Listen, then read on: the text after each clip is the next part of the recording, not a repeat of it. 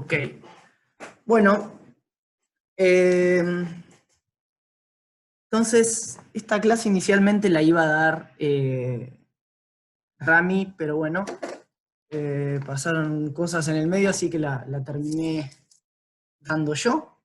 Si hay alguien que la cursó el año pasado, es el mismo texto, yo he agregado algunos más, pero digamos que los temas no debieran ser demasiado distintos, así que también puedo usar la presentación del año pasado para ir guiándose. Como ven, saqué esto de arriba que no me gusta, porque no me gusta después cómo quedan las grabaciones, así que si alguien tiene alguna consulta o algo, el chat no lo voy a ver, directamente me interrumpe y adelante con la pregunta, ¿sí? Ok. Entonces, ¿cuál es la bibliografía para la clase de hoy? Digamos que el texto principal es este de Calvo, Inflation Stabilization y Nominal Anchors. Está en inglés, pero digamos que yo creo que con la presentación de hoy, que ya la tienen colgada, es bastante comprensiva de todo el texto de Calvo, así que capaz que ya hay alguien haciendo la traducción, no lo sé, pero creo que con la clase de hoy, más la presentación, eso estaría bastante cubierto, ¿sí? Los chicos del año pasado creo que hicieron la traducción. Ah, perfecto, bueno, yo no la he visto ni me ha llegado, si alguien la tiene, Ahora la busco y la reenvío al grupo. dale, perfecto, muchas gracias. Ok, entonces, el otro texto que quiero que lean es, no sé si lo han escuchado, aquellos que han cursado moneda, y si no se los presento yo, este texto de Moderando Inflaciones Moderadas es la tesis de maestría de Fernando Morra, que es profe de moneda, crédito y bancos. Altamente recomendable, y lo que les pido yo como test de lectura, porque no vamos a estar cubriéndola directamente en la clase de hoy, pero sí quiero que lo lean para que lo sepan, pero también para el examen, la sección 1 de ese trabajo, ¿sí? Esto es bibliografía obligatoria. Y después ahí en bibliografía optativa, yo les puse algunos textos, sobre todo para aquellos de ustedes que estén interesados en este tema de inflación y de estabilización de la misma. Este texto de Dormusch y Simonsen, que se llama Estabilización de la inflación con políticas de ingreso, un review de la experiencia argentina, brasilera y de Israel. Básicamente lo que va a hacer este texto es analizar los episodios de hiperinflación de Argentina, Brasil e Israel en los 80, y a partir de estos 3 casos de estudio ver cómo se estabilizan esas inflaciones y cuál es el rol de las políticas de ingreso en las mismas, ¿sí? Si alguien se está preguntando qué es una política de ingreso, bueno, hoy también vamos a cubrir algo de eso, espero. Después está este texto de Dormusch y Fisher, del 93, Moderate Inflation, que analiza también 8 o 9 casos de estudio de países que tuvieron inflación moderada, cómo hicieron para bajarla y cómo terminaron. Es decir, si pudieron bajarla y mantenerla baja, o si pudieron bajarla por un tiempo y después la inflación volvió a crecer. Y por último está este trabajo de Heyman, del 86, que es, entiendo yo, su tesis de doctorado. 3 ensayos sobre inflación y política de estabilización, que de vuelta, para todo aquel que esté interesado en temas de inflación, de estabilización, yo creo que no pueden no leer este texto cuando puedan. Son 3 capítulos, uno bastante teórico, planteando el problema de distintas teorías de inflación y cuáles son las políticas de estabilización que cada una de ellas propone para atacar este problema. Un capítulo dedicado al Plan Austral, del que, como yo les comenté la clase pasada, Daniel fue parte. Y el último capítulo, sinceramente no lo recuerdo, pero bueno, ahí está también para el que lo quiera. Ya está subido todo al aula virtual, ¿sí? Ahí veo que Lucía subió recién la traducción esta de Carl Beck al grupo de WhatsApp. Gracias, Lucía. Así que bueno, también complementario a todo esto, ¿sí? Ok. No sé si hay preguntas sobre esto. Si no, vamos para adelante.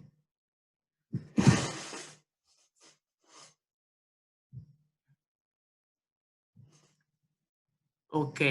Bueno, entonces, ¿cuál es un poco, como siempre, la hoja de ruta para la clase de hoy? Como hacemos siempre, intentar introducir o motivar qué vamos a ver con política de estabilización y a qué nos vamos a estar refiriendo. Posteriormente ver algunos hechos estilizados de estos programas de estabilización, que en particular nosotros vamos a ver dos. Los programas de estabilización basados en el tipo de cambio, y por otro lado los programas de estabilización basados en la cantidad de dinero.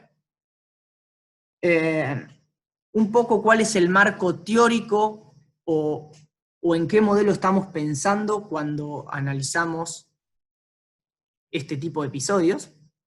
En la clase de hoy no vamos a desarrollar el modelo de Calvi-Beck, solo vamos a enunciar algunos supuestos principales del modelo y algunos mecanismos dentro del mismo. ¿Sí?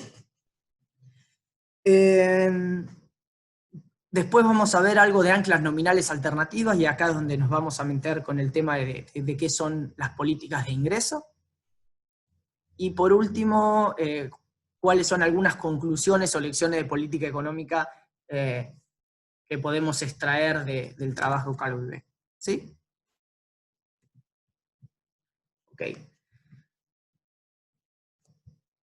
Entonces, como le decía, quizás yo no lo definí en la clase de hiperinflación, y no sé qué entenderán ustedes por lo que es un plan de estabilización. ¿Ok? Pero básicamente cuando uno piensa en un plan de estabilización, esta es mi definición o mi forma de verlo, un plan de estabilización es un conjunto de medidas, ¿sí?, de política monetaria, política fiscal, política cambiaria, política de ingresos y política comercial, coordinadas y conjugadas para de alguna forma atacar algún tipo de desequilibrio macroeconómico. ¿Ok? Entonces, un plan de estabilización implica definir una estrategia de política monetaria ligada a la elección de un ancla nominal, de un régimen monetario. Implica determinar una estructura impositiva, ¿sí? Implica definir cuál va a ser la postura respecto a la intervención o no en el mercado cambiario, y que obviamente la política cambiaria va a estar íntimamente relacionada a la política monetaria. Implica definir una política comercial en el sentido de vamos a tener una estrategia más de intentar ser parte de bloques comerciales, por ejemplo el Mercosur, la Unión Europea, y a partir de ahí negociar con otros países, o vamos a tener más una estrategia más bilateralista de negociar acuerdos uno a uno con otros países. Y por último, ¿cuál va a ser nuestra política de ingresos? ¿Ok? Entonces, cada uno de estos elementos tendrá más o menor preponderancia dependiendo del tipo de desequilibrio macroeconómico que estemos pensando. En general, la gente piensa en plan de estabilización como un plan que tiene como objetivo reducir una tasa de inflación que se encuentra en un nivel alto, ¿verdad? pero también uno podría pensar en un plan de estabilización, por ejemplo, aplicado en una economía que no crece o está estancada hace muchos años, y uno justamente lo que quiere hacer con este plan, con este mix de políticas, es sacar a la economía de este sendero de estancamiento y llevarla a un sendero de crecimiento sustentable y perdurable en el tiempo, ¿sí?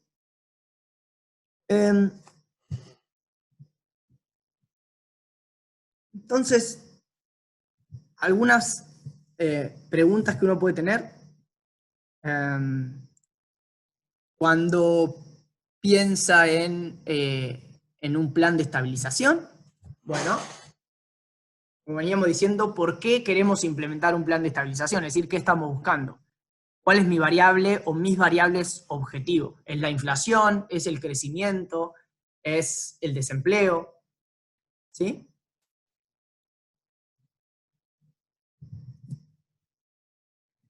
Por otro lado, ¿cuáles son las condiciones iniciales de este plan? Es decir, ¿cuál es el entorno macroeconómico a partir del cual yo voy a elaborar un plan?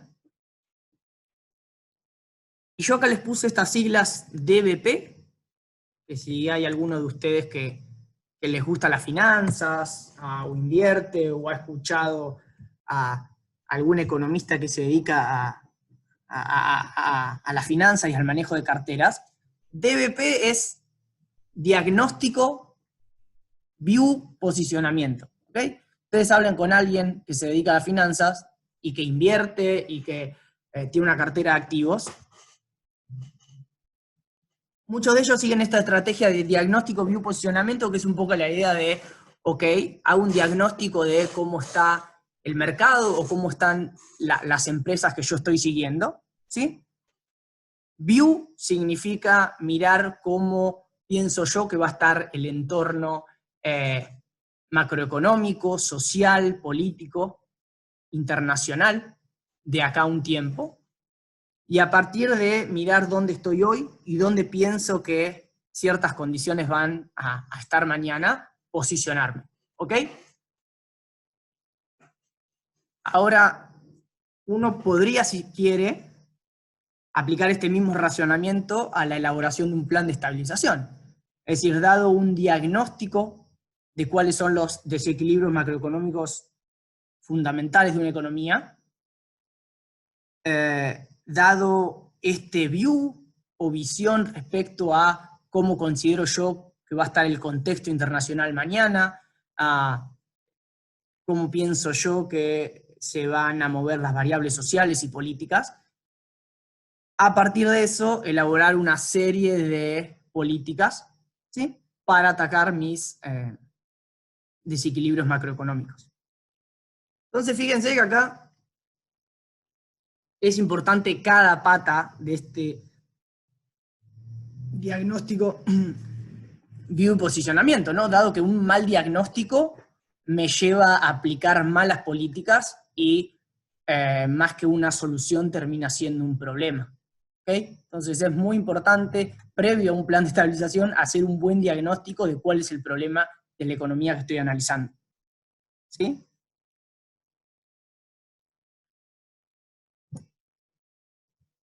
Tercero, ¿cuáles son las políticas o instrumentos que van a implementar ese plan? Es decir, ¿cuál de estas 5 patas que yo les nombré, política monetaria, fiscal, cambiaria, de ingresos, comercial, va a ser más preponderante en mi plan de estabilización? ¿Sí? Cuarto, tiene que ver con cómo va a ser la comunicación de los objetivos. Y acá esto de cuánto compromiso estoy dispuesto a aceptar. ¿Cómo se entiende esto? Bueno, les doy un ejemplo. No es lo mismo si uno quiere aplicar un plan de estabilización en una economía con alta inflación y dice que está anunciando un paquete de medidas para reducir la inflación, versus una situación en la que en una economía con inflación alta, uno está anunciando que va a reducir la inflación en un plazo de, digamos, 5 años por debajo del 10%. ¿Sí? ¿Por qué es distinto o por qué son distintos estos dos escenarios? Bueno, porque lo que se define como éxito y fracaso en cada uno de ellos es distinto. En el primer caso, si la inflación baja 2% anual, digamos que el policymaker está cumpliendo, si se quiere, con sus objetivos iniciales, está reduciendo la inflación. En el segundo caso, si la inflación al cabo de 5 años no está bajo 10%, el plan falló. O hay que ver si hubo una modificación en el medio, pero digamos, la pregunta está entonces, ¿cuánto me quiero atar a ciertos objetivos de política económica cuando anuncio un plan? ¿Sí? Ahora, la contrapregunta a esto también es, ok, pero ¿cuál es el manejo de expectativas o cuánto más o menos te van a creer si me decís solamente que la inflación va a bajar o si por el contrario te pones metas anuales de cuánto debiera bajar la inflación? ¿Ok? Entonces digamos que empiezan a surgir algunos dilemas o trade-offs de política económica. ¿Sí? Quinto, ¿cuál quiero yo que sea la velocidad de este plan de estabilización?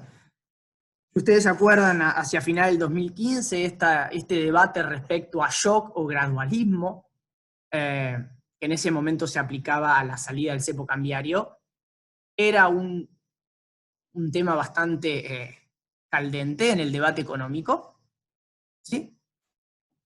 Y uno puede generalizar esto a todo plan de estabilización, es decir, cuán rápido quiero que sea el ajuste de ciertas variables, ¿sí? Y qué implica que el ajuste de estas variables sea lento o rápido, cuál puede ser el impacto de esto sobre otras variables secundarias. ¿Sí?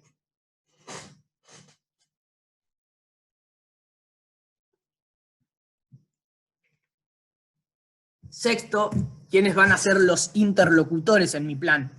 ¿Ok? Es decir, va a haber un superministro, solo para dar ejemplo, podemos darles nombres en la historia, podemos hablar de Zurruil, de Cavallo, de Labaña, o voy a pensar más bien en un gabinete de ministros donde el ministro de Economía es uno más dentro de un esquema de coordinación general. ¿Qué es mejor? ¿Qué es peor? Bueno, hay economistas que consideran que dentro de un plan de estabilización es mejor que haya solo una persona que esté, como se dice en la jerga, cortando el bacalao al final del día. Mismo esto puede quitarle presiones al Poder Ejecutivo, por ejemplo, es decir, si al final del día el plan de estabilización sale mal, bueno, seguramente eso implique que haya que quemar un fusil y ese fusil sea el ministro de Economía. Ahora, por otro lado, uno puede pensar también, si tengo un esquema donde el presidente no es un presidente fuerte, ¿por qué cargarle con una figura fuerte como el ministro de Economía? ¿Por qué no mejor pensar en un gabinete de ministros? ¿Okay? Entonces, seguramente habrá ventajas y desventajas de vuelta de cada uno de ellos. Último, pregunta, que puede haber un plan de estabilización, seguramente haya algunas más, pero al menos estas son en las que yo pienso. ¿Hay cláusulas de escape? ¿Hay plan B? Es decir, ¿qué sucede si cuando uno empieza a jugar el partido no es como uno lo había planeado? ¿Sí? Siempre tenemos un elemento de incertidumbre. Siempre pueden pasar cosas en el medio, digamos, entonces cómo uno se mueve para un lado o para el otro, dependiendo de si hay un cierto cambio en el escenario o en el view que hice. ¿Qué sucede si el view que hice yo al final era equivocado y el mundo se movió para otro lado del que yo había predicho? ¿Ok? Sí. Entonces fíjense que empezamos definiendo que queremos, por ejemplo, bajar la inflación, pero eso lleva aparejado definir un montón de cuestiones adicionales, ¿ok? Entonces, ¿cuál es el trabajo que, como les dije, iba a ser central en la clase de hoy? Es este de Calvo y Beck. Estabilización de inflación y elección de anclas nominales. ¿Sí? Entonces, dentro de este esquema que yo les comentaba respecto a lo que requiere un plan de estabilización, el trabajo de Calvo y Beck se va a centrar fundamentalmente en la discusión de la política monetaria y cambiaria. ¿Sí? Es decir, cuál debiera ser la elección del ancla nominal óptima en un plan de estabilización. Y también de forma secundaria si hay algún papel para la política de ingresos dentro de este esquema. ¿Sí? Ahora digamos que Calvo y Beck van a dejar, si se quiere, de lado la política fiscal y la política comercial. ¿Por qué es esto? Porque consideran, por ejemplo, que la política fiscal no es relevante en un plan de estabilización, no, de ninguna forma, sino porque Calvo y Beck lo que quieren ilustrar, y esto es importante, es que aún en el caso en que un país no cuente con problemas fiscales o desequilibrios presupuestarios, el hecho de que, por ejemplo, el plan de estabilización no cuente con credibilidad perfecta, puede terminar generando que el mismo no sea exitoso en reducir la tasa de inflación o que solo logre hacerlo temporariamente. ¿Sí?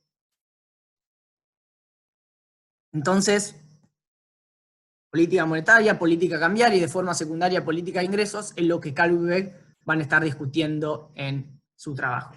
¿Sí?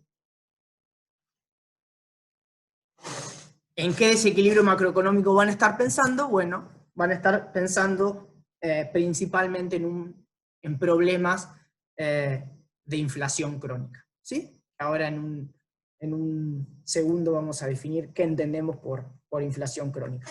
¿Okay?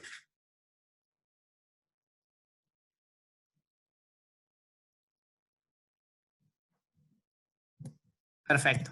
Entonces, ¿cuál va a ser esta pregunta fundamental de la pregunta fundamental que intenten responder Calvo y Beck?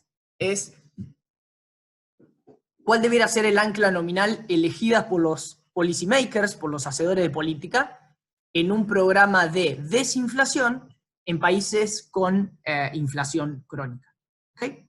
Dado un país que tiene un problema de inflación crónica, y que está pensando en llevar a cabo una desinflación, un programa de estabilización, ¿cuál debiera ser el ancla nominal elegida? ¿Cuáles son las ventajas y desventajas de elegir cada una de ellas? Si existen algún tipo de trade-off entre elegir una u otra. Y por último, y esto es lo que tiene que ver con las políticas de ingresos, si es posible tener anclas nominales múltiples. ¿Ok? Entonces, esto es lo que se pregunta Calvo y Beck. Para esto escriben el trabajo, para responder a estas 4 preguntas. ¿Sí? Ahora, yo sé que lo mencioné varias veces y no me queda demasiado claro cuántos de ustedes saben lo que es un ancla nominal o quizás hayan escuchado definiciones distintas respecto a lo que es un ancla nominal. ¿Sí? Yo acá les traigo una. Que es la siguiente, que me dice que un ancla nominal es una variable que la política monetaria utiliza para orientar y guiar las expectativas de los agentes sobre el nivel de precios y sobre la trayectoria de este nivel de precios. La misma se considera como exógena en el sentido de que es el Banco Central el que la fija y le da un valor determinado. ¿Ok? Entonces, digamos que acá nos estamos si se quiere, adelantando bastante, dado que esto es algo que ustedes debieran ver en profundidad en cursos como moneda, como política 2, como finanzas internacionales, pero bueno, tengo que hacer esta definición para poder seguir, ¿sí? Entonces, cuando uno piensa en anclas nominales, uno podría pensar en que un ancla nominal es el tipo de cambio nominal, es decir, el Banco Central maneja el tipo de cambio, maneja el ritmo de devaluación, ¿sí? Entonces, si ese es el caso, el ancla nominal es el tipo de cambio. Y es lo que se conoce como exchange rate targeting, es decir, un target de tipo de cambio. Una pregunta. El modelo va a ser sobre expectativas racionales. Igual hasta ahora no estamos hablando absolutamente nada del modelo. Esto es política económica pura, ¿sí? Ok. Por otro lado, otra de las anclas nominales posibles es la cantidad de dinero, es decir, el Banco Central maneja el ritmo de crecimiento de la oferta monetaria y qué régimen es ese, es un régimen de monetary targeting. ¿Okay? Por otro lado, tenemos el caso donde el Banco Central maneja la tasa de interés y estamos en inflation targeting, que es algo que ya vimos con ustedes en la clase del Tree Equation Model. Y por último, y estos son esquemas más recientes, por ejemplo, el Banco Central quisiera establecer un target sobre el nivel de precio. Pero digamos que las dos anclas nominales que van a analizar Calvo y Beck en su trabajo van a ser el tipo de cambio y la cantidad de dinero. ¿Ok? Otra pregunta. Claro, en realidad se supone que lo que es exógeno es la tasa de crecimiento de la oferta monetaria. Exacto. Y por ende el tipo de cambio va a ser flexible. ¿Sí? Ok. Entonces, un poco de contexto del paper de Calvo y Beck. Lo que observan es que desde los 40 muchos países emergentes o en desarrollo sufren de inflación crónica. Entonces, dicen, ok, ¿qué es la inflación crónica? Bueno, la inflación crónica es tener por muchos años tasas de inflaciones altas y persistentes. ¿Ok? ¿Y qué significa que sea persistente? Es que la inflación, si se quiere, adquiere vida propia, en el sentido de que si la inflación fue alta hoy, es muy probable que la inflación también sea alta mañana. No es que tenemos un shock de precios internacionales, hoy tenemos inflación, pero el año que viene no. No. Estamos pensando en episodios distintos, donde la inflación adquiere una dinámica propia. ¿Sí? Entonces, a diferencia de la hiperinflación, que es explosiva y dura pocos meses, la inflación crónica dura varios meses y es relativamente estable. ¿Sí? Por ejemplo, está esta definición de Harberger, que la define como una tasa de inflación superior al 20% anual que perdura por al menos 5 años consecutivos. ¿Okay? Entonces, si uno toma esta definición, Argentina estaría, por ejemplo, con inflación crónica desde el año 2010, ¿verdad? Año 2009 la inflación fue abajo de 20%, desde el año 2010 todos los años la inflación fue arriba de 20%. ¿Okay? Ahora, lo que se van a fijar, Calvo, es que si uno toma algunos países de Latinoamérica, bueno, y acá tengo Israel, así que Latinoamérica más Israel, uno lo que ve es que en la mayoría de los casos el fracaso de estos planes de estabilización se vincula con la falta de un ajuste fiscal duradero. ¿Ok? Aunque hay también casos, como Chile y Uruguay en los 70, que aún corrigiendo las cuentas fiscales, hubo ciertas dificultades en reducir la inflación. ¿Sí?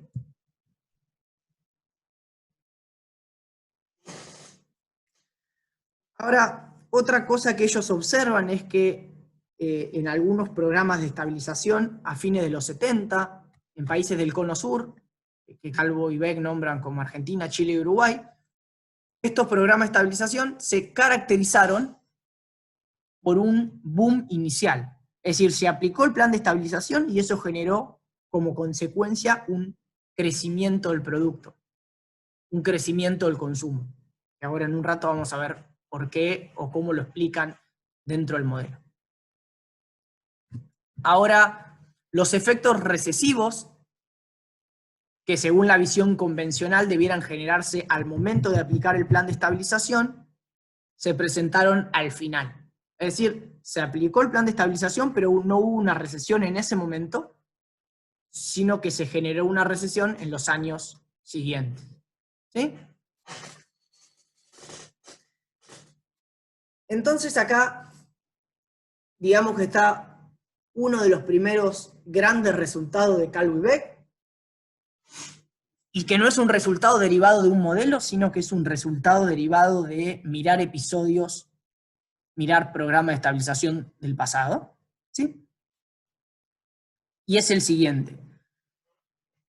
Calvo y Beck lo que observan es que cuando uno compara entre programas de estabilización basados en la cantidad de dinero, que son los que manejan cómo crece la oferta monetaria, y por otro lado, programas de estabilización basados en el tipo de cambio, que son los que controlan cómo se mueve el tipo de cambio, cuál es la tasa de evaluación, ¿sí?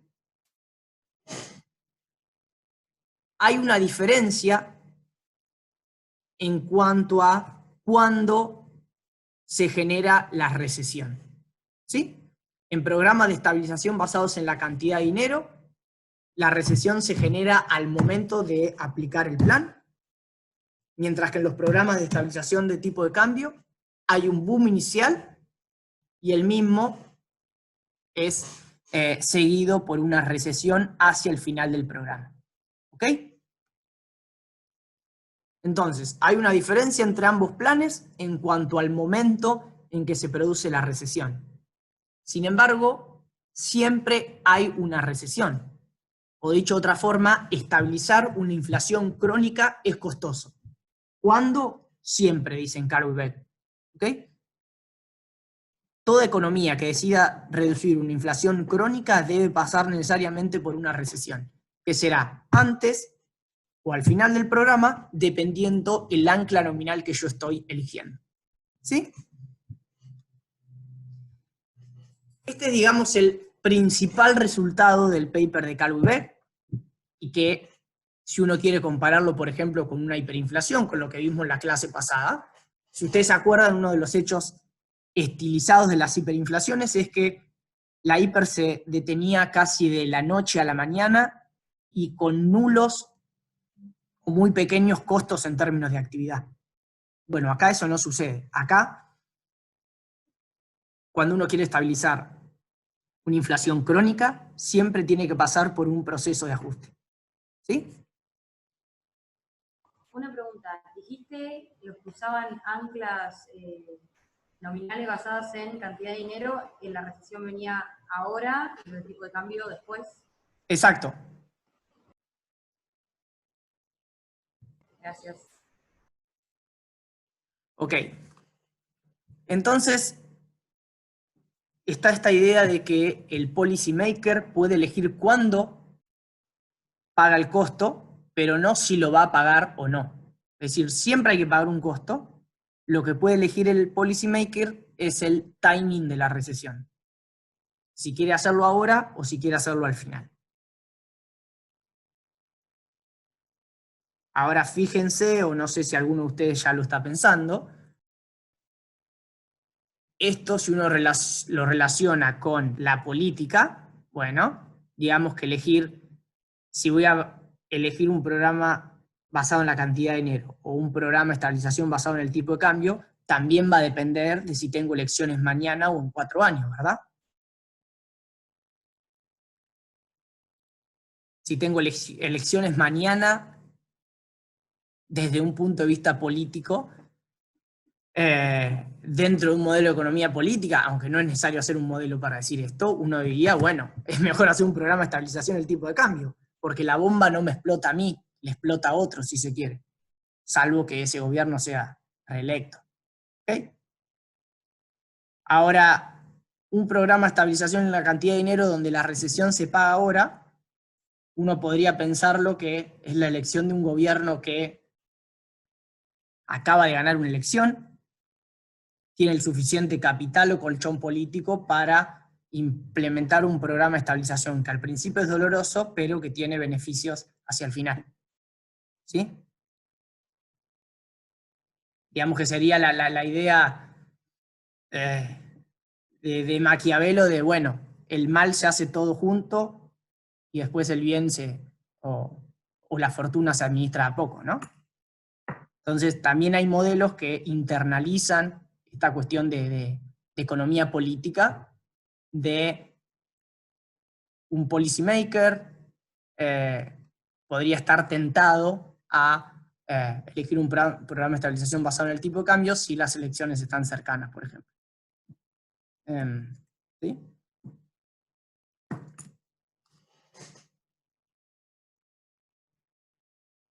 Ok.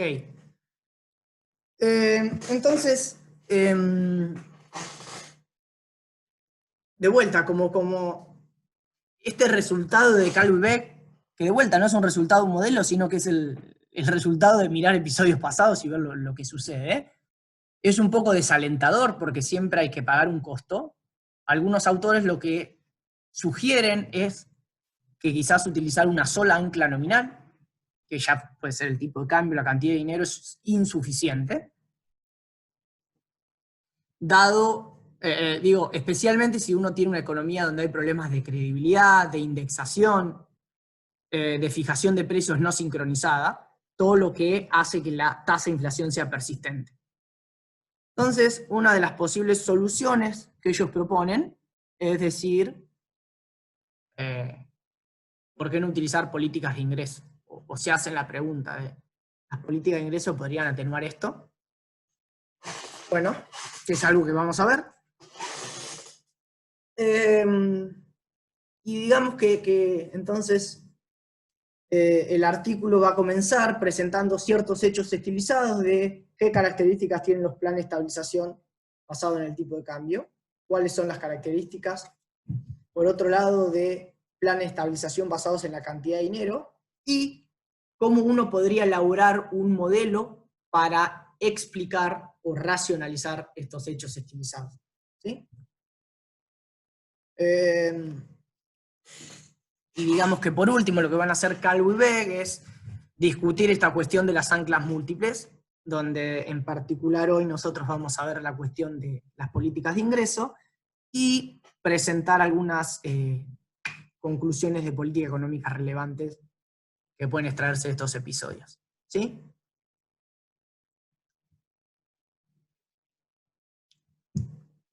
Ok. No sé si ahí hay alguna pregunta. No tengo.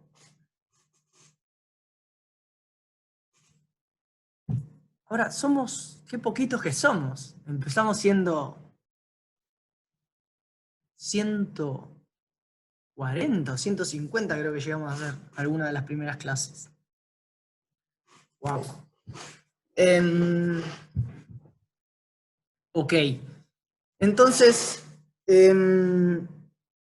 es lo siguiente? Bueno, lo siguiente es presentar cuáles son los hechos estilizados que Calvo y Beck encuentran tanto en programas de estabilización basados en el tipo de cambio como en programas de estabilización basados en la cantidad de dinero, ¿sí? Entonces, dentro del programa de estabilización basados en el tipo de cambio, Calvo y Beck van a analizar 11 episodios de América Latina más Israel. ¿Por qué aparece siempre Israel? Bueno, porque Israel es uno de los casos de estudio de un país que logró bajar la inflación desde niveles de hiperinflación hasta alcanzar tasas de inflación de países desarrollados y logró mantenerla ahí con el tiempo. ¿Sí? Es uno de los ejemplos de países que lograron exitosamente bajar la inflación y eliminar ese problema. Entonces, bueno, estos son los 11 episodios que va a analizar Calvo y Beck, ¿sí? Entonces, tienen Argentina 67, que es el plan lo pueden haber escuchado como el plan de Krieger-Bacena, la tablita, el plan austral, la convertibilidad.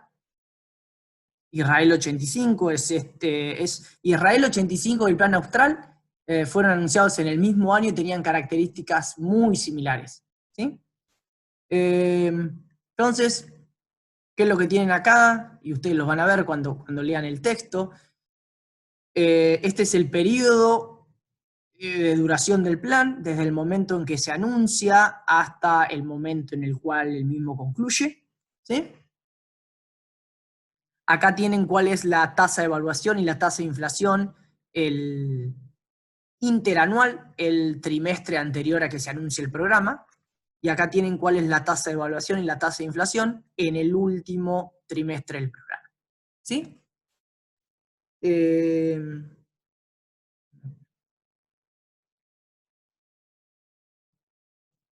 El éxito de Israel tiene que ver con la ayuda de Estados Unidos como punto estratégico en Medio Oriente. No sé, no conozco esa explicación, Santiago, pero ¿cómo? A ver si querés elaborarla. ¿Cómo vos me decís que la ayuda de Estados Unidos como punto estratégico en el Medio Oriente ayuda a reducir la inflación? No sé si estoy siguiendo. Sinceramente no la conozco, pero capaz que podés elaborarla un poco más vos.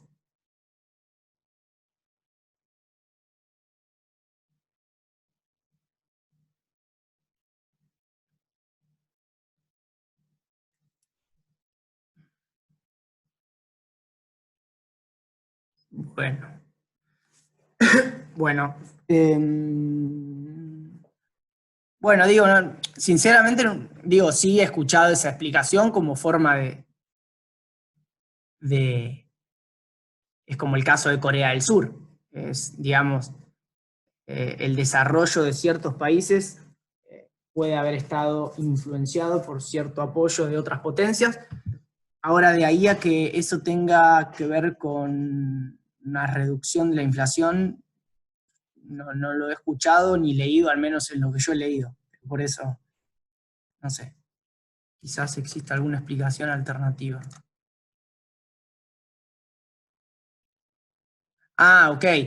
Sí, en realidad van por caminos separados. Yo no creo que tenga que ver con un plan de estabilización, en nada, pero sí uno podría argumentar, hay gente que argumenta que el desarrollo, como te decía, de ciertos países está ligado a relacionarse estratégicamente con otra gran potencia. Ok. Entonces, ¿cuáles son los hechos estilizados de estos programas de estabilización? Bueno, Calvo y Beck encuentran 5, ¿sí? Que son los siguientes. Por un lado, lo que ven es que hay una convergencia lenta de la tasa de inflación a la tasa de evaluación, ¿sí? ¿Qué quiere decir esto? Bueno, básicamente que la caída en la tasa de evaluación es mayor a lo que cae la inflación, ¿sí? Es algo que ustedes pueden ver comparando estas dos columnas, ¿sí?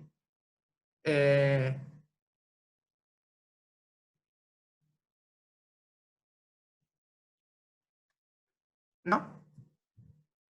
La tasa de inflación termina siendo mayor a la tasa de devaluación. Es decir, la tasa de inflación no puede converger a estas tasas de devaluación, ¿sí? Entonces esto sería... Una pregunta, Sí. Emi. Estaba pensando dónde podemos ver ahí el tema de los costos de aplicar el programa. Capaz en términos de, estaba pensando en términos de la tasa de devaluación o bueno, tasa de inflación. Para costos, cuando hablamos de costos, estamos hablando de costos en términos de actividad. Por ejemplo, de caída del producto o caída del consumo. Ah, ok. Yo lo había llevado por el lado capaz de la pérdida del salario real. No. Digo, la caída del consumo seguramente tenga detrás una caída del salario real, pero que no se está analizando, digo, no, en ningún momento CalWeb presentan un cuadro con salario real. Ok. Entonces lo analizamos desde el lado de la producción. Claro, de hecho, la idea que vamos a ver ahora está relacionada con eso, es decir, caída del PIB y caída del consumo. Pues uno puede ver por qué cae el consumo directamente, y bueno, puede ser por una caída del salario real. ¿Sí? Entonces, por otro lado, hay una apreciación real de la moneda, dado que si la inflación converge lentamente a la tasa de evaluación, eso lleva indefectiblemente a que la moneda se termine apreciando. Esta apreciación real lo que genera es un deterioro de la balanza comercial y de la cuenta corriente. ¿Sí? En esta tabla 2 de CalWeb, ustedes tienen, por ejemplo, los programas de estabilización basados en el tipo de cambio, es decir, estas 11 experiencias. Y en esta columna, si quiere, 1 y 2, tienen balance de la cuenta corriente como porcentaje del PIB, 3 años antes del programa, y el promedio durante el programa, como se ve, en todos los casos, salvo Brasil, hubo un deterioro de la cuenta corriente. Brasil e Israel. ¿Sí? Por otro lado, ¿qué sucede? Es que hay un boom inicial. Cuando piensen en boom o en recesiones, en términos siempre de producto, ¿sí?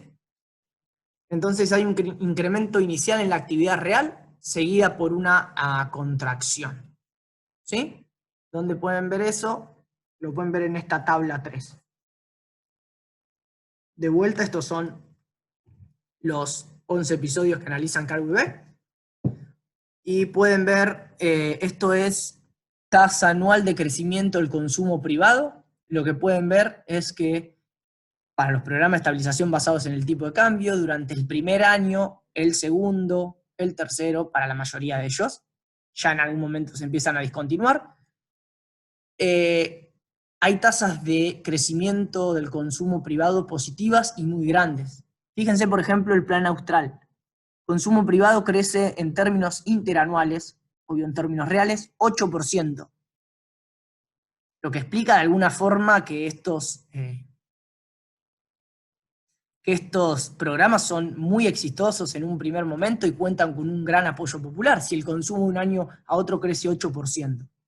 Fíjense Israel, casi 15% entre el 86, el primer año, 14.8%, y los bienes durables casi 50%.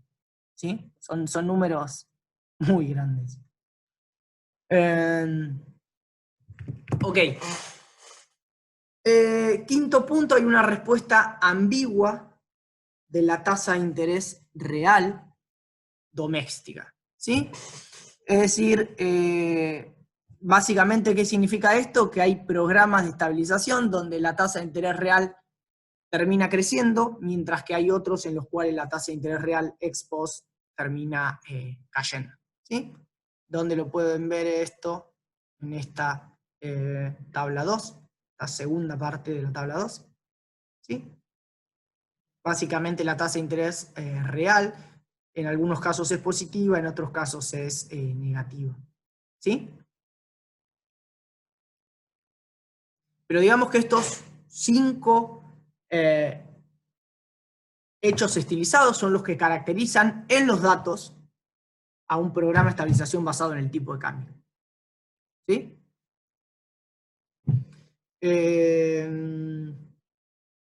Ok. ¿Qué sucede con los programas de estabilización basados en la cantidad de dinero? Digo, yo no recuerdo mucho si había gente que cursaba simultáneamente macro y coyuntural. Creo que había gente que lo hacía y era bastante desafiante porque eran 2 materias con mucho material. Pero digo, si hay alguno de ustedes que está cursando coyuntural, seguramente tiene que haber visto al menos lo que fue programa de estabilización de Argentina con la tablita, el plan austral, sin duda la convertibilidad. ¿Okay? Quizás esto empieza a tener un poco más de sentido para ellos. Y espero que también empiece a tener un poco más de sentido para los que no la hayan cursado el año que viene cuando vean esto de vuelta, ¿sí?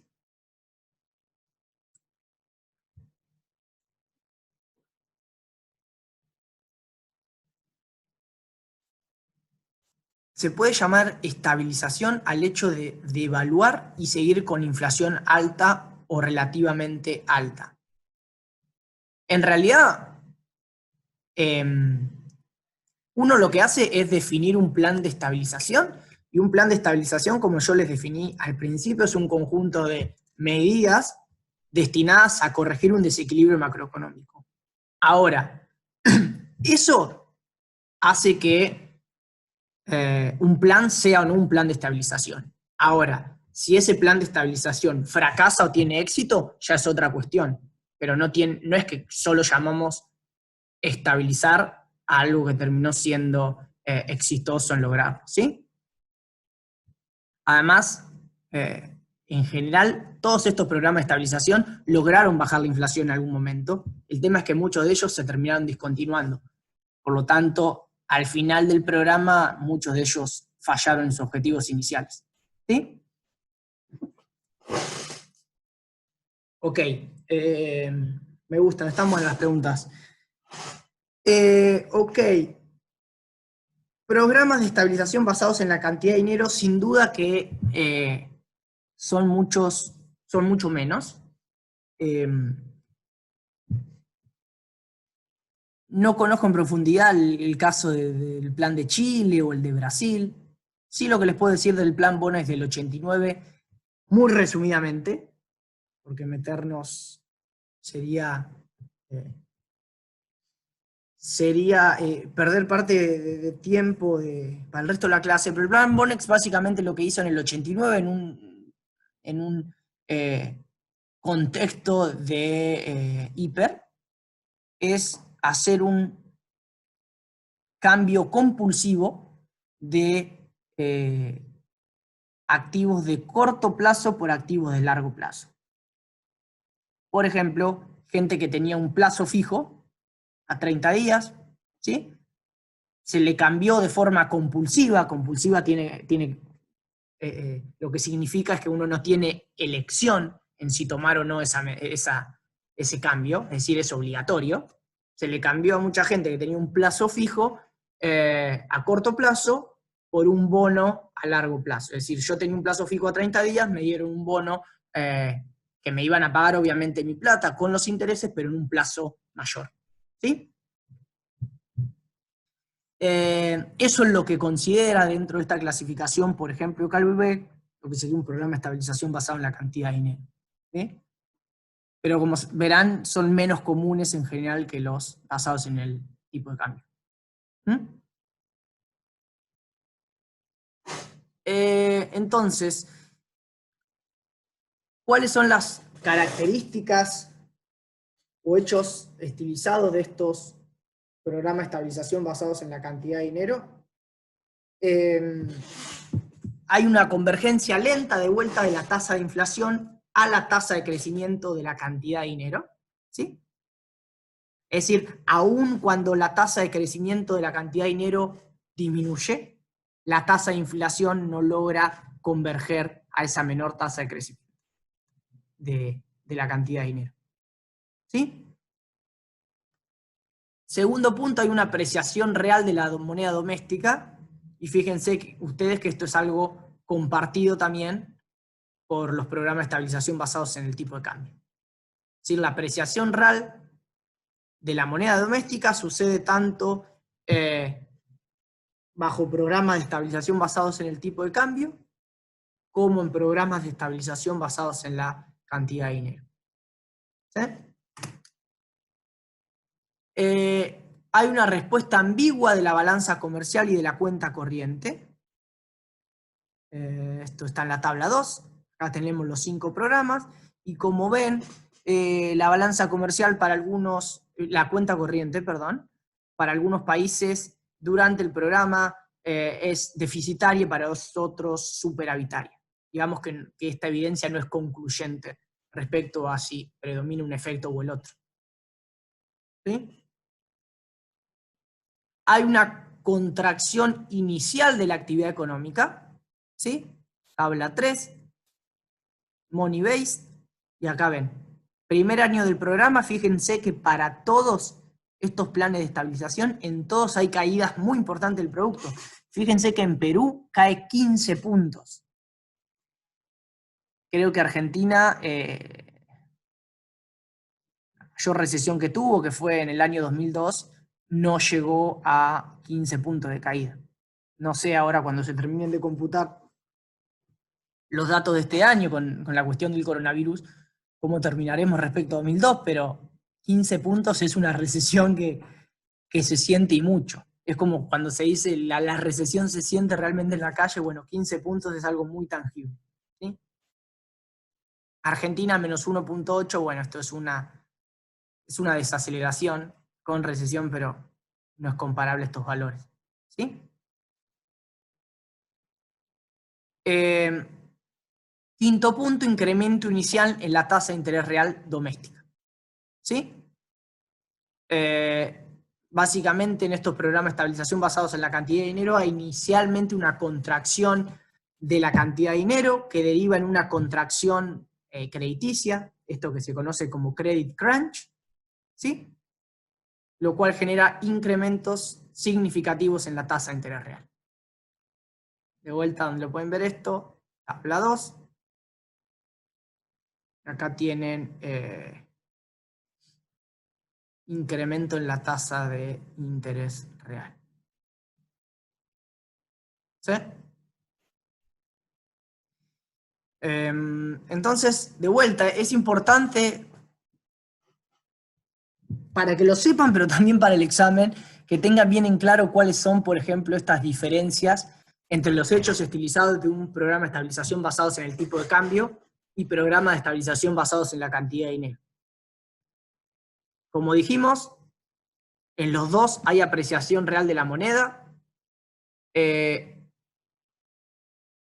los dos hay una convergencia lenta de la tasa de inflación a la variable que funciona como el ancla nominal. En un caso es el tipo de cambio y en el otro lado es el crecimiento de la cantidad de dinero. Ahora, hay algunas diferencias. En los programas de estabilización basados en el tipo de cambio hay una recesión hacia el final del programa. En los basados en la cantidad de dinero hay una recesión al inicio. En los basados en la cantidad de dinero hay una respuesta ambigua de la balanza comercial y la cuenta corriente. En los basados en el tipo de cambio hay una caída del balance comercial y de la cuenta corriente, un empeoramiento de la misma. Y en lo que tiene que ver con la tasa de interés real, en los programas de estabilización basados en el tipo de cambio, la respuesta es ambigua. En este caso, siempre hay un incremento de la tasa de interés real. ¿Sí? Entonces ahí ustedes tienen un poco en qué cosas se parecen y en qué cosas se diferencian en los datos, en los episodios analizados por CalUB, programa de estabilización basado en el tipo de cambio y en la cantidad de dinero. Debe haber, pero no recuerdo, esto es un trabajo del año 94, o sea que a hoy han pasado, ¿cuánto? Uy, más de 20 años, ¿verdad? Entonces, digo, un buen trabajo, bueno, ustedes no tienen tesis, pero para aquellos que les guste la investigación sería de alguna forma ampliar este set de países, este set de episodios de programas de estabilización y ver, bueno, si ampliamos esta muestra, ¿qué sucede a hoy? Es decir, si estos hechos estilizados se mantienen o hay nuevos programas de estabilización que empiezan a cambiar todas estas estadísticas. ¿Sí? Que fíjense que son bastante simples, digo, estos son, ¿qué necesitan para armar esto? Necesitan datos de inflación, de tipo de cambio, de tasa de interés, cuenta corriente, consumo y PIB. Es como cualquier banco central de cualquiera de estos países va a tener datos, ¿sí? Ok. Entonces, una vez más, nos vamos a manejar de la misma forma que nos manejamos siempre, no porque queremos, sino porque es estándar en la literatura. Dado este conjunto de hechos estilizados, bueno, podemos tener un modelo que me permita explicar de forma conjunta el comportamiento de ciertas variables en estos 16 planes en distintos periodos de tiempo y para distintos países. Es decir, puedo elaborar una teoría que dé cuenta de estos hechos estilizados. Bueno, Calvo y Beck, en estos dos papers, uno del 90 y uno del 93, van a hacer un intento de desarrollar este modelo, que va a ser un modelo microfundado, y con ciertas características generales que ahora vamos a ver con ustedes, ¿sí? De alguna forma lo que estamos haciendo con esta clase también es facilitar a la gente de finanzas internacionales lo que va a ser el desarrollo de este modelo en quinto año en finanzas. Nosotros, como les dije al principio de la clase, nos vamos a desarrollar formalmente el modelo. Por una cuestión de tiempo, porque si quisiéramos hacerlo, nos llevaría al menos 2 o 3 clases enteras, 3, me atrevería a decir yo. Segundo, porque hoy nos está importando lo conceptual de este modelo, ¿sí? No la formalidad. Entonces, ustedes van a volver a ver este modelo en detalle y lo van a resolver cuando tengan finanzas internacionales. Espero que algo de todo lo que hemos discutido hoy y lo que vamos a discutir el resto de la clase les pueda servir como introducción a lo que van a hacer el desarrollo formal de ese modelo, ¿sí? Pero de vuelta, no vamos a resolver el modelo hoy, solo vamos a enunciar algunos mecanismos dentro del modelo para explicar estos hechos estilizados que Calvo y Beck mencionaban antes, ¿sí? Entiendo que en algunos casos, sin ver el modelo, sin ver las ecuaciones, puede resultar difícil ver ciertos mecanismos, pero bueno, al menos tenemos que enunciarlo, ¿sí? Ok, entonces, ¿cuáles van a ser un poco los ingredientes de este modelo? Hay una economía pequeña y abierta con plena movilidad de capitales, es decir, mismos supuestos que hemos tomado, por ejemplo, cuando analizamos el ISLM-BP, si se acuerdan.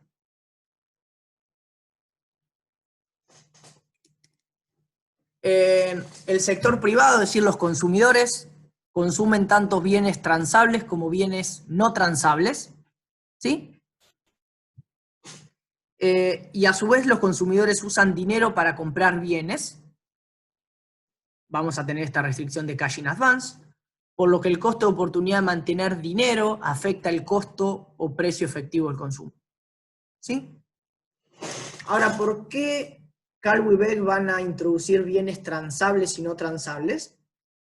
Bueno, la razón es que si uno introduce bienes transables, tiene el precio de los bienes transables, y si introduce bienes no transables, tiene el precio de los bienes no transables, y de alguna forma puede aproximar un tipo de cambio real como el cociente entre estos dos precios, ¿sí? Tipo de cambio no, ¿sí? Pero digo, es una formalidad del modelo en la que no nos vamos a meter, pero bueno, solo para que tengan en cuenta esto. Ok, entonces la oferta de bienes transables es fija, mientras que la oferta de bienes no transables está determinada por el nivel de demanda interno, ¿sí? Y un supuesto adicional, en el que tampoco quiero meterme demasiado, pero sí enunciarlo,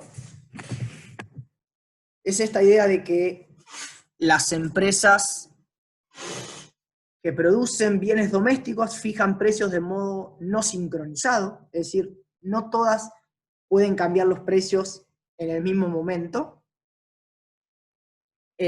Algunas tienen la posibilidad de cambiar precios en un momento, otras lo harán en otro momento, pero no lo hacen todas a la vez. ¿Sí? ¿Qué genera esto? Que el nivel de precios esté fijo en cada momento del tiempo, pero la inflación pueda ajustarse o saltar en cualquier momento.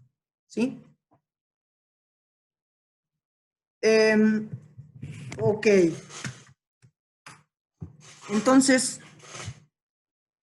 ¿cuál va a ser un poco la historia que Calvo y Beck cuenten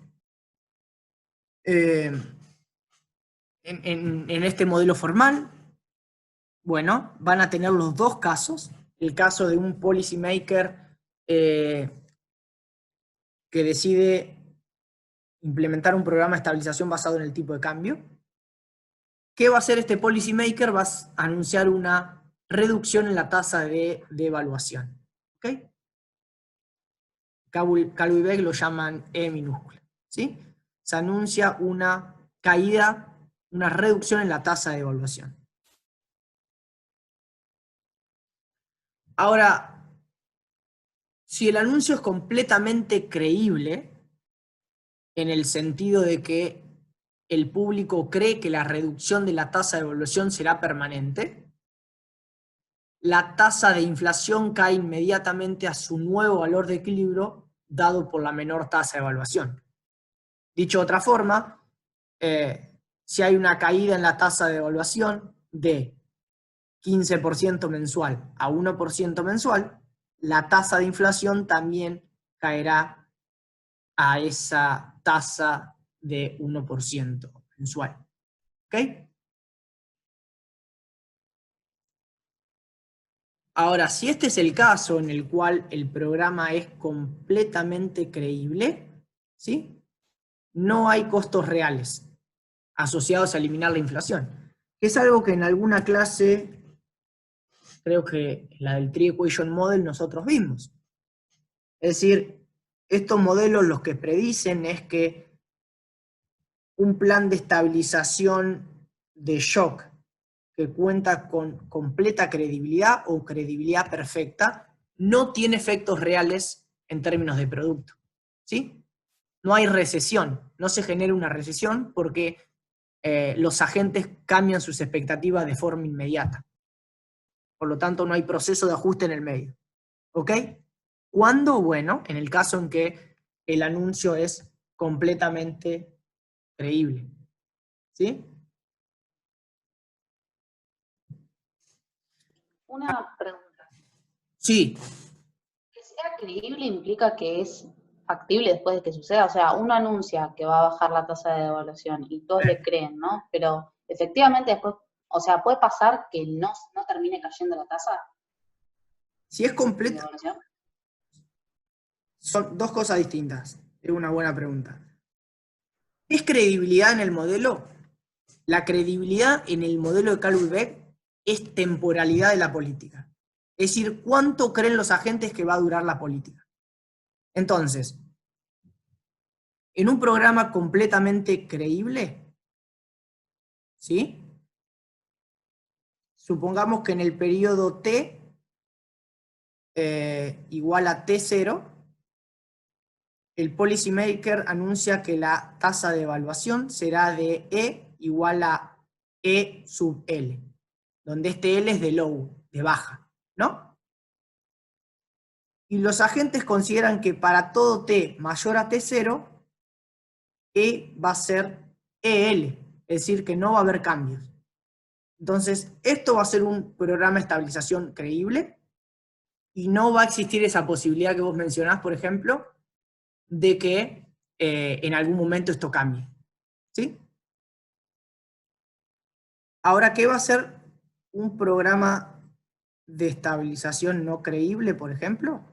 Bueno, en t igual a t0 se anuncia esta tasa de evaluación. La tasa de evaluación va a ser EL. De vuelta, L de low bajo. Ahora, para todo t entre t0 y un t grande, la tasa de evaluación también va a ser L. ¿Sí? Ahora, para todo t mayor o igual a un t grande, los agentes creen que la tasa de evaluación va a volver a un nivel alto, donde esto es mayor a L. H de high. ¿Ok? Entonces, los agentes tienen en la cabeza esta estructura. Hoy haces el anuncio, pero en algún momento los agentes saben que la tasa de evaluación va a saltar a una tasa más alta. ¿Sí?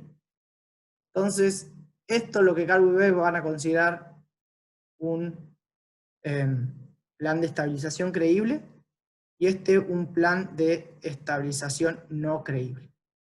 ¿Sí? ¿Y con qué lo vamos a asociar de vuelta? Con la temporalidad de la política. ¿Cuánto dura esta política de tasa de evaluación EL? Cuando es creíble, dura para siempre. Cuando es no creíble, dura este periodo T entre T0 y este T grande. ¿Sí? A ver, creo que hay una pregunta. Esto puede estar relacionado con la prima de riesgo que hay que establecer cuando hay mayores expectativas de evaluación. Es algo que podríamos incorporar al modelo, pero lo que dicen Calvo y Beck es, suponete que esto de las primas de riesgo, porque hay evaluación, no existe. ¿Sí? Es decir, vayamos al caso más sencillo, donde no hay prima de riesgo. ¿Sí? Pero uno podría incorporarlo. ¿Ok? Entonces, este punto que les mencionaba. No, por favor. Dada la historia fallida de planes de estabilización, el supuesto de credibilidad plena es improbable que se mantenga en países con inflación crónica. Es decir, es lo que dijimos en algún momento de la clase el Tree Equation Model cuando analizamos la experiencia inflacionaria argentina reciente, en particular con Inflation Targeting. Es decir, es un poco iluso, por así decirlo, creer que en un país que hace 7, 8, 10 años tiene inflación por arriba del 20%, un mero anuncio de que se va a anunciar un plan de estabilización que va a intentar bajar al cabo de 4 años, va a cambiar las expectativas de los agentes. En general vamos a estar en un mundo donde la credibilidad es imperfecta, ¿ok? Donde pasa esto. ¿Sí? Ahora, en este mundo en el cual la credibilidad es imperfecta, siempre va a haber un costo de estabilizar. ¿Ok? Entonces, ¿cuál es un poco el mecanismo por el cual se genera la recesión en el modelo? Que de vuelta, esto quiero enunciarlo, pero es difícil desarrollarlo sin desarrollar formalmente el modelo, pero bueno, al menos para derivar algún tipo de intuición, ¿cuál es la idea?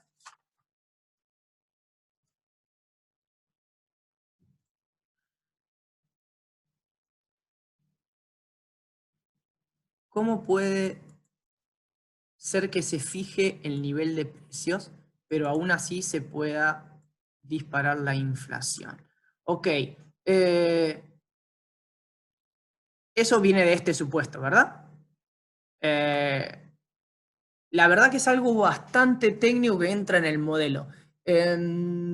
No te puedo dar un ejemplo, porque digamos que es un supuesto muy teórico que genera una estructura de precios que se llama precios a la Calvo, ¿sí?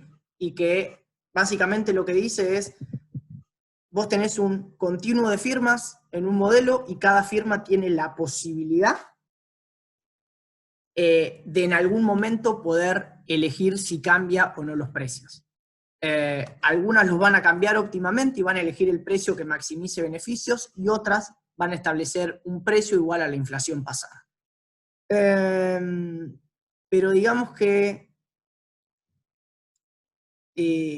meternos en detalle esto sería tener que desarrollar el modelo, así que te diría que solo te quedes como que eso es un supuesto de fijación de precios para los bienes domésticos, ¿sí? Porque de vuelta, sin desarrollar el modelo es muy difícil meterse en eso. No existe como un ejemplo de la realidad asociado a eso. Ok, entonces, ¿cuál es la idea un poco acá en este modelo? Es decir, uno tiene inicialmente una caída en la tasa de evaluación, ¿sí? Y esta caída en la tasa de evaluación, dado que yo sé que se debe cumplir esta paridad de tasas de interés a nivel internacional, y que la tasa de interés internacional está fija, entonces, si se mueve E, también debería moverse la tasa de interés nominal. ¿Ok? Entonces, lo que va a decir Calvo-Ibeg es, si se reduce la tasa de interés nominal, entonces se reduce el precio del consumo presente versus el precio del consumo futuro. ¿Ok? Es decir, dado que la tasa de interés nominal cayó, mi costo de oportunidad de no consumir en el presente para consumir en el futuro bajó. ¿Ok? Porque los beneficios que puedo obtener mañana, si ahorro, dado que la tasa de interés nominal es menor, bajan. Entonces, ¿qué genera esto en el modelo microfundado en el que están pensando ellos? Lo que genera es un incremento del consumo presente. ¿Sí? Lo que va a generar este incremento en la demanda agregada, una expansión del producto y cierto déficit de la balanza comercial. ¿Sí? Ahora, a partir de eso, uno se va a encontrar con una economía sobrecalentada, lo que quiere decir que la inflación se va a mantener por encima de la tasa de evaluación, y esto va a llegar a una apreciación real de la moneda doméstica, que de alguna forma lo que va a hacer es acentuar el déficit de balanza comercial y de la cuenta corriente. Ahora, con el tiempo, esta apreciación real va a reducir el exceso de demanda agregada, causando una contracción del producto y eventualmente que la economía entre en recesión. ¿Sí? Entonces, muy resumidamente, el modelo de Calvo-Ibeg va a poder generar las dinámicas necesarias para que efectivamente dentro de un programa de estabilización del tipo de cambio, inicialmente exista un boom y posteriormente una recesión. ¿Sí? Es decir, si ustedes se acuerdan, cuando nosotros veíamos, por ejemplo, lo que yo le llamé las funciones de impulso-respuesta, si Y es el producto, uno lo que esperaría es una dinámica como esta. Inicialmente un boom, una recesión y posteriormente una convergencia hacia el nivel inicial de producto. ¿Ok? De vuelta, con que ustedes al menos puedan anunciar estos canales es suficiente, porque va a ser un tema bastante complejo y de vuelta solo podamos resolver, o que podamos resolver mejor si resolvemos este modelo. ¿Ok? Perdón, me perdí en la parte de la apreciación sustancial de la moneda doméstica. Ok. Vos tenés un boom en el sector doméstico porque tenés que los consumidores sustituyen consumo futuro por consumo presente. ¿Sí? Entonces, tenés una demanda que presiona sobre una oferta de bienes domésticos que hace crecer el precio de los bienes no transables, ¿sí? Y eso te aprecia el tipo de cambio. Ahora, ¿qué genera esta apreciación del tipo de cambio? Genera un nuevo deterioro de la balanza comercial, y si esta apreciación real continúa, en algún momento me va a empezar a generar ciertos efectos contractivos sobre el producto, que son los que van a terminar generando la recesión. ¿Sí? Bien, gracias. Buenísimo. Ok, entonces vayamos con los programas de estabilización en la cantidad de dinero. Ok, entonces en este caso lo que va a controlar el policy maker va a ser lo que usualmente llamamos MU, que es la tasa de crecimiento de la oferta de dinero. ¿Ok? Entonces, de vuelta, si el anuncio es completamente creíble, la tasa de inflación converge a la tasa de crecimiento de la oferta monetaria y no hay efectos reales del plan de estabilización. Es decir, una nueva similitud entre el programa de estabilización basado en la cantidad de dinero y en los programas de estabilización basados en el tipo de cambio. Cuando ambos son completamente creíbles, entonces uno debiera encontrar que es indiferente si uno elige como ancla nominal el tipo de cambio o la cantidad de dinero, dado que no existirán efectos reales. Es decir, puedo bajar la inflación al nivel deseado sin generar una recesión. ¿Sí?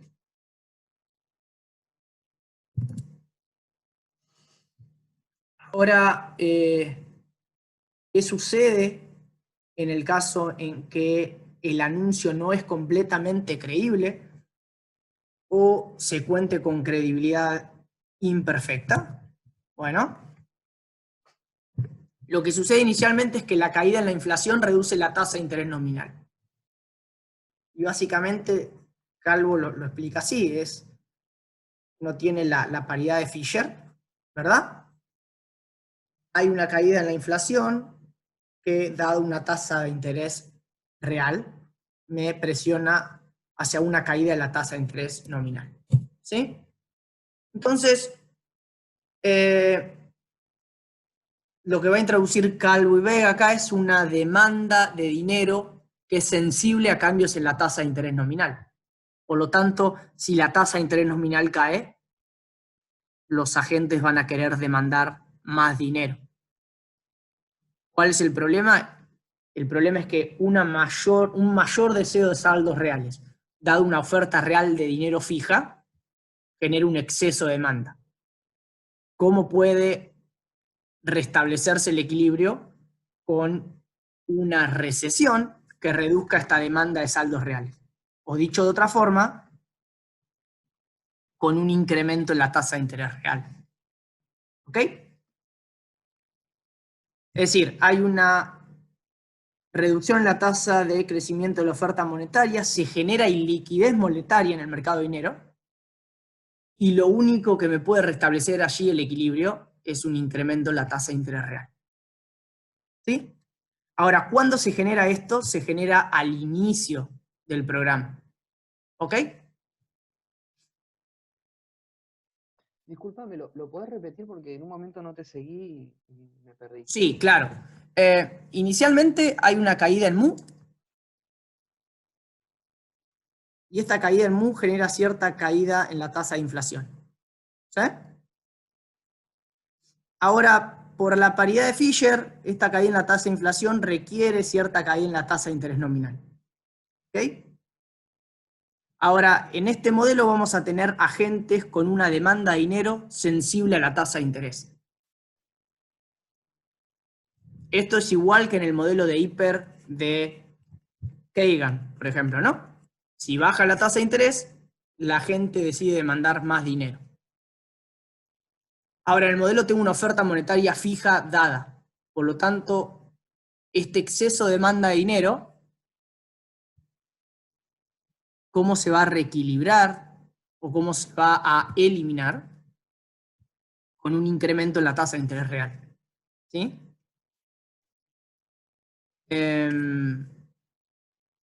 Y es justamente este incremento en la tasa de interés real lo que va a generar una sustitución de consumo presente por consumo futuro y una recesión hoy. ¿Sí? Genial. Puede que esta mayor tasa de interés real va a generar cierta apreciación real del tipo de cambio. O sea, acá no está modelado, pero piensen ustedes que cuando analizamos, por ejemplo, el IS y el MBP, un incremento en la tasa de interés real doméstica que generaba, bueno, generaba entrada de capitales y apreciación del tipo de cambio real, ¿no? Apreciación de la moneda doméstica. Entonces, ¿qué es lo importante resaltar acá? Esto, que de alguna forma el modelo de Calvi-Beck también puede explicar esta caída de la inflación va acompañada de una recesión, apreciación del tipo de cambio real y tasas de interés real más altas.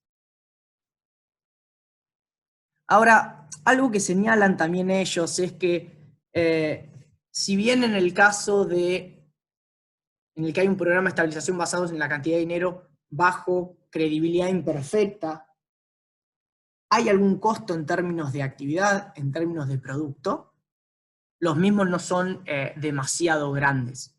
¿Sí? Aunque obviamente esto va a depender de la credibilidad que se tenga al momento de aplicar el plan. ¿Sí? Entonces, de vuelta, lo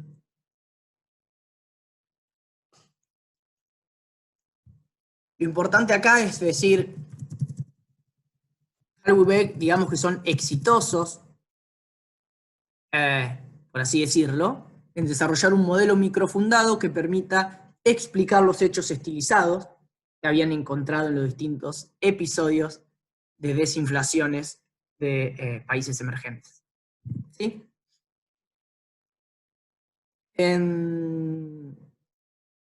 Pero de vuelta, ver el modelo sin desarrollarlo formalmente y ver qué es lo que está moviendo cada una de las variables es un tanto difícil, pero bueno, hay una breve parte en el trabajo de Calvi-Beck donde lo explican y es de alguna forma lo que les expliqué yo acá. ¿Sí? Ok. Entonces, la última parte del trabajo va a estar dedicada al análisis de anclas nominales múltiples. ¿Sí? Ellos van a mencionar dos en el trabajo. Yo acá me voy a concentrar en una, que son las políticas de ingreso. ¿Sí? Y acá es donde decía que no me queda claro de vuelta qué es lo que entienden ustedes por políticas de ingreso. Bueno, por eso, en ese caso siempre es importante empezar con una definición. Yo tomé esta de Brown, que dice que las políticas de ingreso son medidas que tengan como objetivo moderar la tasa de crecimiento de los ingresos nominales mediante el control de precios y salarios. ¿Ok? ¿Para qué sirven las políticas de ingreso? Bueno, en general son un complemento para la política fiscal y monetaria para o bien contener la escalada de precios y salarios, es decir, una economía que está con una tasa de inflación del 10%, pero tiene algún tipo de preocupación por la posibilidad de pasar de un esquema de inflación baja a un esquema de inflación media o alta. Bueno, el control de precios y salarios puede ser efectivo en este punto, o también, y es el caso en el cual nos vamos a concentrar nosotros, como parte de una estrategia de desinflación. ¿Sí? Entonces, digamos que las políticas de ingresos van a ser esto que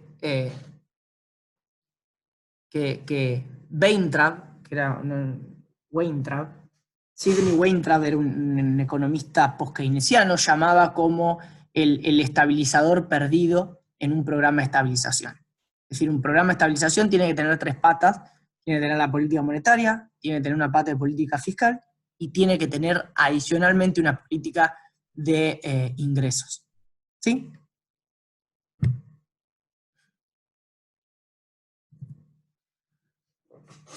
Ahora, ¿de qué no hablamos cuando hablamos de política de ingreso? A veces es más fácil definir un concepto por la negativa.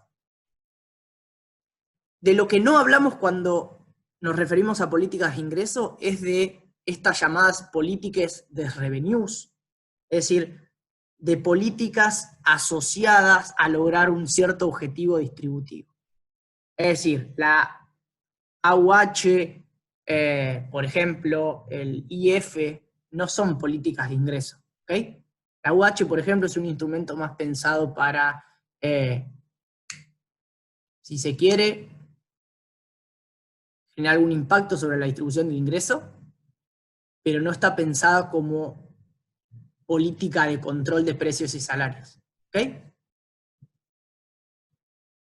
Ahora, uno podría decir, pero entonces las políticas de ingresos son en cierto sentido un eufemismo para hablar de política salarial o de política de contención salarial.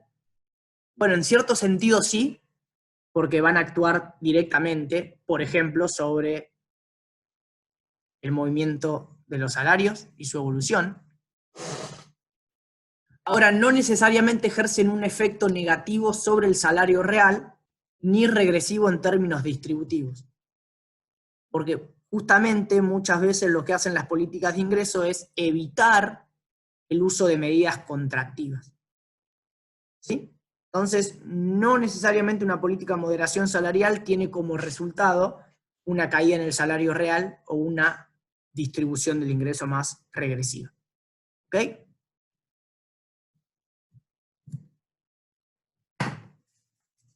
Entonces, ¿cuál es un poco la razón de ser de estas políticas de ingreso en economías emergentes? Bueno, uno puede identificar 3 grandes motivos. Por un lado, reducir el ratio de sacrificio en un programa de estabilización. ¿Qué es el ratio de sacrificio? Es decir, el costo en términos de actividad que hay que pagar por estabilizar una inflación crónica. Por otro lado, puede intentar eliminar o subsanar problemas de inflación inercial e indexación, y también atacar posibles problemas de coordinación. ¿Ok? Entonces, rápidamente, ¿qué significa esto de reducir el ratio de sacrificio en un programa de estabilización? Bueno, uno lo que observa en estos programas de estabilización es que la disciplina de la demanda agregada es una condición necesaria para la sostenibilidad de precios. ¿Sí? Es decir, necesito una política monetaria y fiscal que me apuntale en la demanda para que la inflación pueda ser baja y estable. Ahora, es difícil solo confiar en políticas de demanda cuando la inflación es alta, algo que hemos discutido varias veces. ¿Cuál es la tasa de desempleo necesaria para reducir una tasa de inflación de 30%? Y en caso de que exista una tasa de desempleo que me dé como resultado una reducción en la tasa de inflación, ¿cuál es el apoyo político o el grado de tolerancia social a la misma? ¿Sí? Entonces, lo que van a proponer básicamente los defensores de estas políticas de ingreso es, mira, en general los programas de estabilización del fondo tienden a generar esta inflación. ¿Por qué? Bueno, básicamente porque este combo de ajuste fiscal y de liquidez monetaria generan una contracción de la demanda agregada, pero dado que en general van acompañados de grandes devaluaciones, las mismas no solo aceleran los efectos contractivos sobre el producto, sino que aceleran la inflación. Por lo tanto, se termina en una situación donde la inflación no baja, pero lo que sí baja es el producto. ¿Ok? Entonces, lo que van a hacer de alguna forma estas políticas de ingreso es atacar a la inflación desde el lado de la oferta, es decir, considerar que la inflación, cuando la misma está en niveles elevados, puede adquirir vida propia, puede ser inercial, puede haber problemas de indexación, y por lo tanto ser un complemento, pero de ninguna forma un sustituto del ajuste fiscal. Es decir, hay una idea de la inflación en última instancia no puede pararse si no hay un manejo apropiado de la demanda agregada. Ahora, en el corto plazo, sin duda de que la política de ingreso puede atenuar los efectos recesivos de este tipo de planes. ¿Okay? Una pregunta a mí. Sí. ¿Podrías volver un segundo a la filmina anterior? Claro. Ahí cuando decís que las políticas de ingresos se pueden usar para frenar la inflación, ¿no? Desde el lado de la oferta. ¿Se refiere? Yo me fui a la clase de inflación estructural, imaginándome que, no sé, que ahora un gobierno, por ejemplo, pone un tope a las paritarias para que no le aumenten los costos a las firmas y que de esa manera las firmas no lo quieran llevar a precios y de alguna manera frenar la inflación. No sé si estoy en lo correcto. Sí, exacto. Esa podría ser un ejemplo de política de ingreso de acuerdo de paritarias más acuerdo de precios por parte de las empresas. En ese caso, como la gente perdería, digo, el trabajador común perdería en parte salario real, y ese podría ser de nuevo el costo de la política. En realidad, no es seguro, como decíamos, porque digamos que yo te hago fijar una paritaria en vez de... Depende contra qué lo compares, ¿no? Si vos fijas una paritaria salarial menor, pero después si eso efectivamente se traslada en menores precios... Claro. Sí.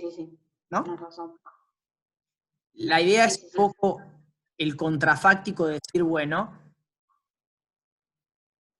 ¿qué tan malo es perder un punto o empatar a la inflación en términos de salario real versus una situación donde las firmas empiezan a ajustar por cantidades, digamos? Es decir, donde... Claro. ¿Sí? Sí, gracias. Digamos, son contrafácticos, pero la idea es, mirá, las políticas de ingreso no generan caída del salario real per se. Pueden hacerlo ex post, pero no necesariamente.